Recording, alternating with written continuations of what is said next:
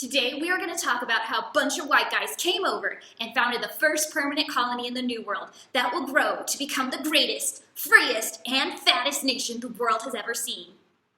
What? Only one of those is true? Huh.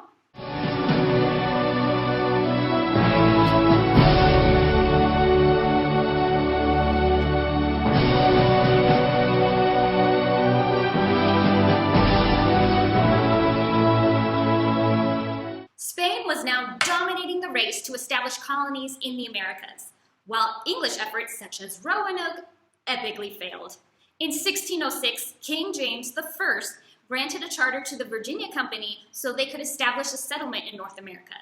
These settlers were not searching for religious freedom, but for an opportunity to get rich. The Virginia Company planned to search for gold and silver deposits in the New World, so the men coming over consisted of goldsmiths and jewelers to fancy up that gold. Just imagine their disappointment when they realized there was no gold in Old Virginia. The Virginia Company also wanted to find and map out a river route to the Pacific Ocean that would allow England to establish trade with Asia. This Northwest Passage will be Europe's and America's dream for the next few centuries until the early 1800s, when it was confirmed that there is no waterway that cuts through the continent connecting the Atlantic and Pacific Ocean. If you wanted to make that journey by boat, you have to go the long way around South America.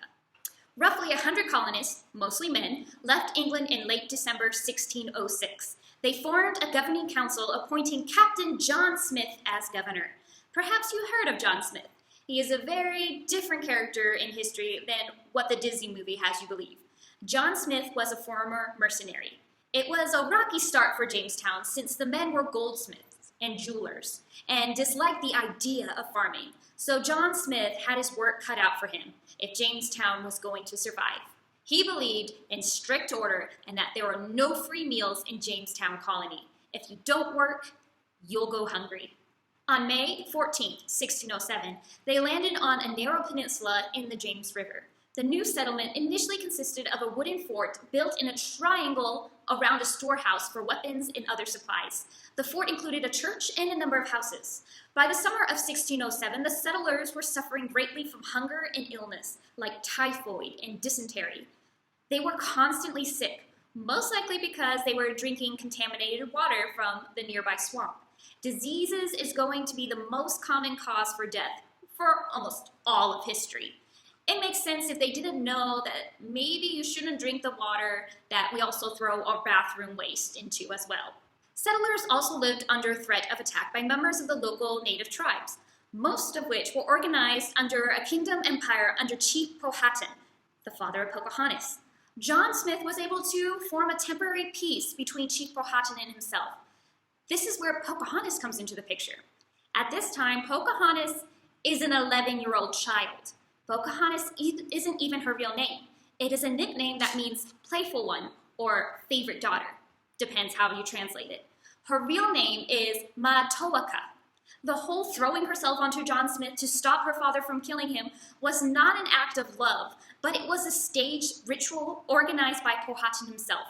It was a weird kind of initiation, making John Smith an honorary member of the Powhatan tribe. Peace between the natives and settlers lasted up until John Smith returned to England in late 1609.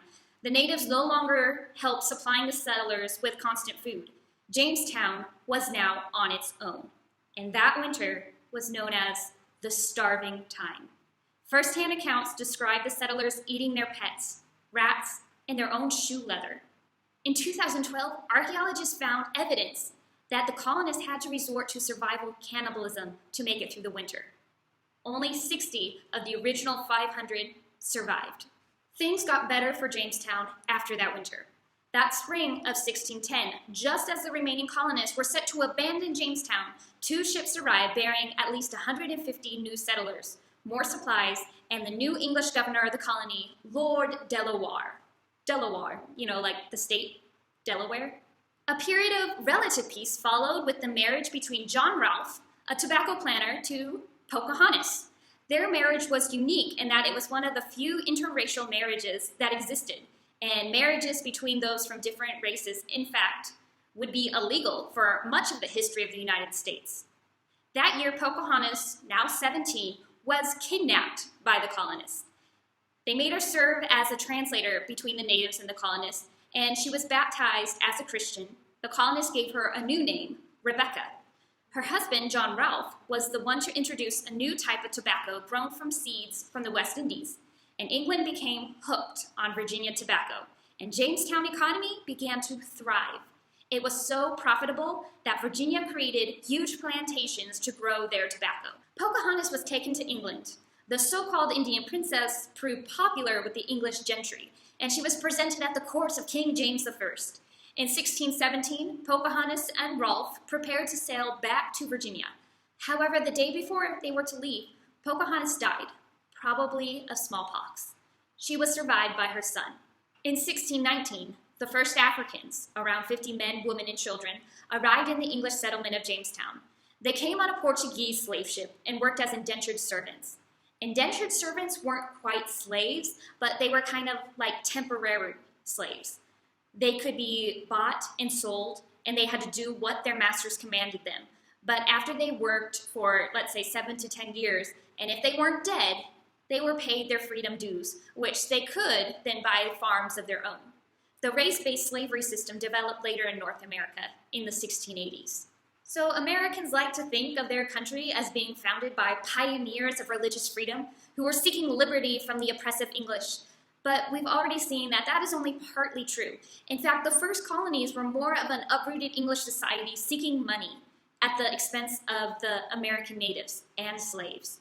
We will see this tension between American mythology and American history come up over and over again throughout this class. For the new world is like heaven, and we'll all be rich and free, or so